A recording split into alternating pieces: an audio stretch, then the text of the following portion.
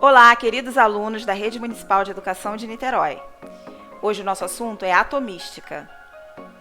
Essa é uma aula de ciências para o 9º ano e eu sou a professora Cristiane Ferreira.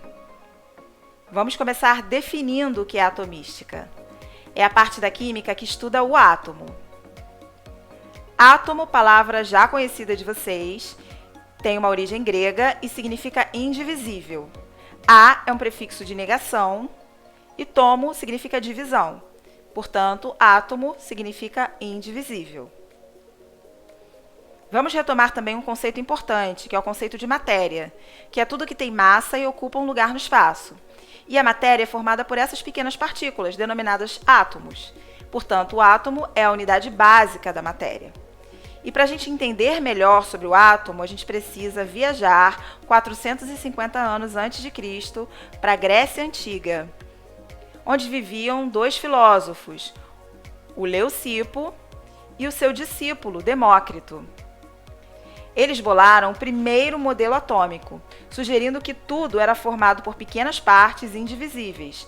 Aqui eles deram o nome de átomo. Eles diziam, por exemplo, que a água era formada por átomos redondos e suaves, por isso que a água era fluida, escorria.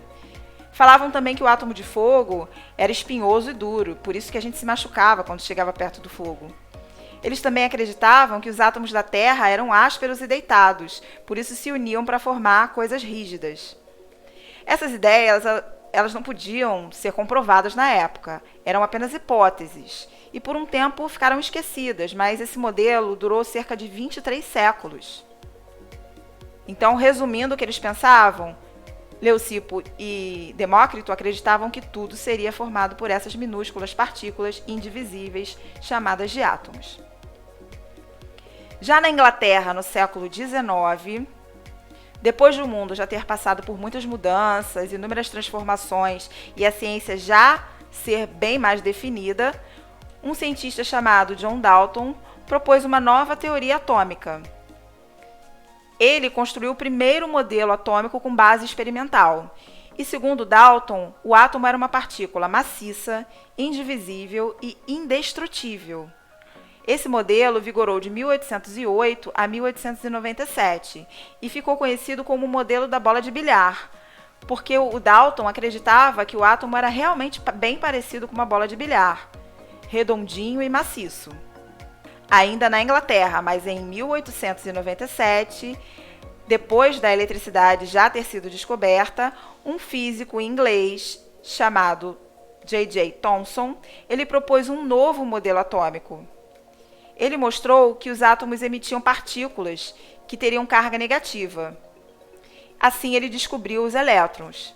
Ele dizia que o átomo ele não era indivisível e também não era maciço como uma bola de bilhar. E que no átomo existiam essas partículas negativas e positivas, fazendo dele uma estrutura neutra. Então, que essas partículas positivas anulavam as partículas negativas. E que essas partículas negativas estavam espalhadas por todo o átomo. Eram então descobertos os elétrons. Esse modelo ficou conhecido como o modelo do pudim de passas, porque ele era parecido com essa sobremesa que era tradicional lá na Inglaterra. E, segundo o Thomson, essa parte maciça teria uma carga positiva para contrabalançar com a carga negativa. Os elétrons seriam, então, simbolizados pelas passas desse pudim. Já no início do século XX, ainda na Inglaterra, depois da descoberta da radiação, um cientista chamado Ernest Rutherford e os seus colaboradores fizeram um experimento que deu origem ao novo modelo de átomo que começou a ser proposto. Ele chegou à conclusão de que o átomo era formado por um núcleo que era comparado ao Sol no sistema solar. Era uma região central que apresentava partículas positivas, que eram os prótons. E por uma eletrosfera, que foi comparada às órbitas descritas pelos planetas no sistema solar. Então, o átomo, segundo Rutherford, era formado por essas duas regiões, o núcleo e a eletrosfera. Nessa eletrosfera, existia um grande espaço vazio e os elétrons, que são essas partículas de carga negativa, que estariam em constante movimento. Então, esse modelo ficou conhecido como o modelo do sistema planetário ou do sistema solar.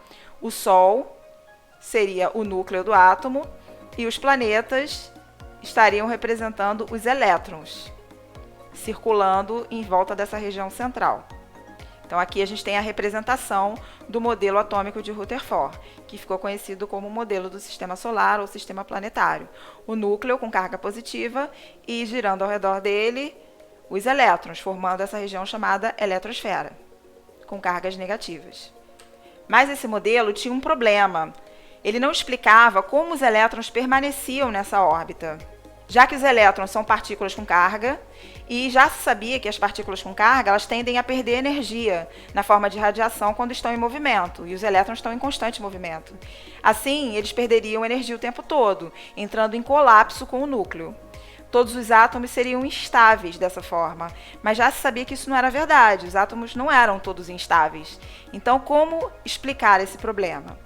Foi então que surgiu o Niels Bohr, alguns anos depois, um estudante que resolveu essa questão, afirmando que as órbitas da eletrosfera eram dotadas de energia, mantendo os elétrons girando em torno do núcleo, impedindo dessa forma que eles caíssem, que eles se cansassem e caíssem.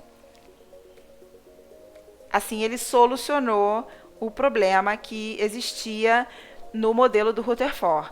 Esse novo modelo, então, ficou conhecido como modelo atômico de Rutherford-Bohr, porque ele foi construído com a colaboração desses dois cientistas. Então, essa é a melhor forma de representá-lo. Aqui a gente vê a região central, formada pelas partículas positivas, que são os prótons e os nêutrons, que não têm carga elétrica. E ao redor temos a eletrosfera, que na verdade existe em camadas. Essas letras aí representam cada camada da eletrosfera, que na verdade são 7.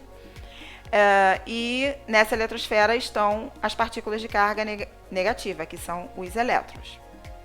Esse modelo é um pouco ultrapassado, mas o modelo atual é bem complexo, ele envolve mecânica quântica e não cabe a gente falar sobre ele aqui.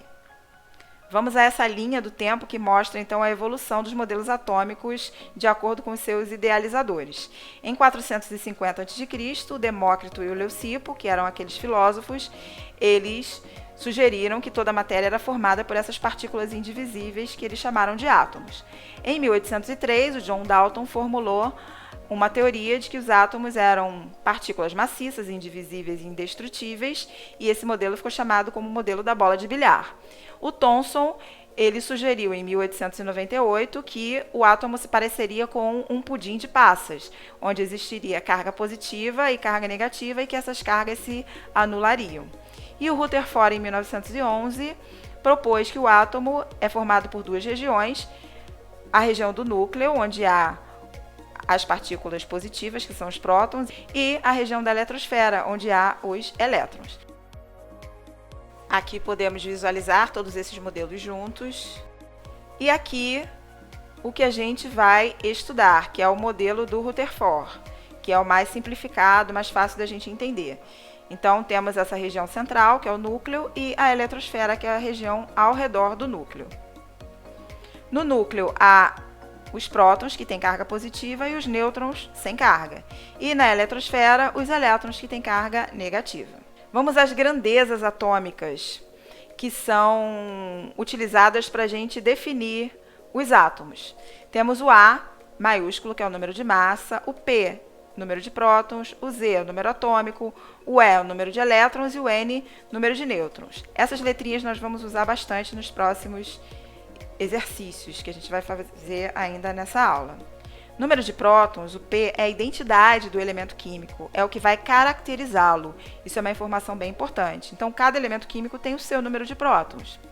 E o número atômico vai ser sempre igual ao número de prótons. Então, o Z vai ser sempre, sempre, sempre igual ao P. Como a gente representa, então, o átomo? Aqui nós temos o átomo de flúor, que é o F, e temos uma representação. Aqui nós temos o A, que é o número de massa, e o Z, que é o número atômico. O número de massa é o que fica em cima normalmente, mas vocês podem encontrar, em alguns lugares, ele aparecendo embaixo.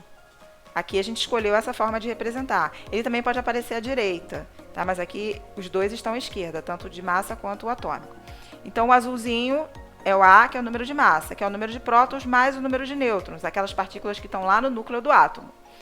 E o Z é o número atômico, que é a quantidade de prótons que esse elemento tem. Vejam que no caso do flúor, o número de massa é 19, que é o que está em azul, que está em cima. E o número atômico, que é o número de prótons, é 9, é o que está embaixo, é o Z. Uma dica importante, o número de massa vai ser sempre o maior. Então, se você não souber qual é o número de massa, é só você olhar para a representação. O número maior vai ser sempre ele, vai ser sempre o número de massa. E o número atômico vai ser sempre o número menor. Relações atômicas. Número de massa a gente encontra somando o número de prótons com o número de nêutrons. Número atômico vai ser sempre igual ao número de prótons. Em um átomo neutro, o número de prótons vai ser igual ao número de elétrons. Por quê? Prótons têm carga positiva, elétrons têm carga negativa. As cargas se anulam, essas cargas contrárias se anulam, fazendo com que o átomo seja neutro. Quando o número de prótons for diferente do número de elétrons, aí a gente não tem mais um átomo neutro. A gente tem um íon, que vai ser carregado positivamente ou negativamente. Se o átomo ele for carregado positivamente, significa que ele perdeu elétrons. E aí a gente dá o nome de cátion. Então o número de prótons vai ser maior que o número de elétrons. Aqui a gente tem o K, que é o átomo de potássio, o elemento químico potássio. A gente tem a representação dele. Em cima a gente tem o número de massa, que é o 39. Embaixo a gente tem o número de prótons, número atômico, que é a mesma coisa, 19. Agora, qual vai ser o número de elétrons dele? Eu falei que se o átomo perde elétrons, ele se torna positivo. Se ele perde elétrons, ele não vai ser mais neutro, porque o número de prótons já não vai ser mais igual ao número de elétrons. Ele perdeu elétrons. E como é que a gente vê isso?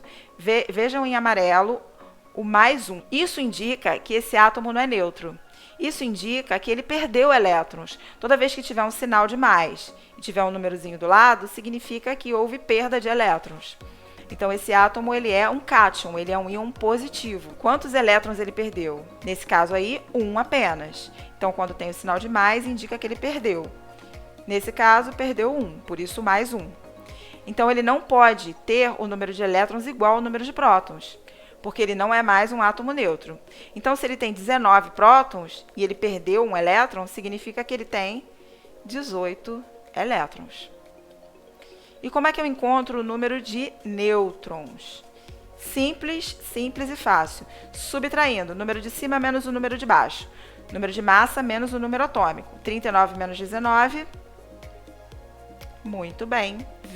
Agora, pode acontecer também do átomo ganhar elétrons, e aí ele se torna o íon negativo. O número de prótons vai ser menor do que o de elétrons. Pegando como exemplo o cloro, tem número de massa 35, número de prótons 17, que é o número de baixo, que vai ser igual ao número atômico, que é o Z, também vai ser 17.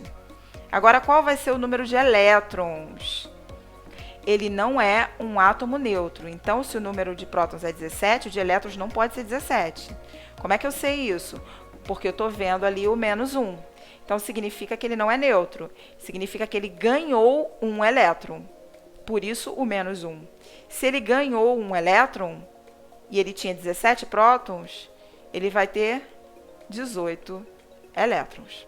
E para saber o número de nêutrons, é só subtrair 35 menos 17 e como resultado nós temos o 18. Não é difícil, né? Basta a gente treinar, basta a gente praticar. Vamos aqui a mais alguns exemplos. Começando pelo F, que é o de flúor, que nós já mencionamos anteriormente. Qual vai ser o número de massa? É o maior, então é o que está em cima, 19. Número de prótons é o menor, é o que está embaixo, 9. Número atômico, que é o Z, é igual ao número de prótons, então é também 9. Número de elétrons. Nesse caso aí, eu não tenho nenhum sinal de mais, nenhum sinal de menos. Então, o número de elétrons vai ser igual ao número de prótons, 9 também. E para achar o número de nêutrons, é o de cima menos o de baixo. É o número de massa menos o número atômico. 19 menos 9, 10. Segundo exemplo, o átomo de ferro. Número de massa é o número maior. É o número de cima, 56. Número de prótons é o número menor, 26. Número atômico é igual ao número de prótons, também 26. Número de elétrons, aí eu tenho que parar para pensar, porque eu tenho um 3+. Significa, então, que esse átomo, ele perdeu elétrons. Se eu tenho o sinal de positivo, se tem o sinal de mais, significa que ele perdeu. É sempre o contrário, tá? Se tá o sinal de mais, significa que ele perdeu. Se tá o sinal de menos, significa que ele ganhou.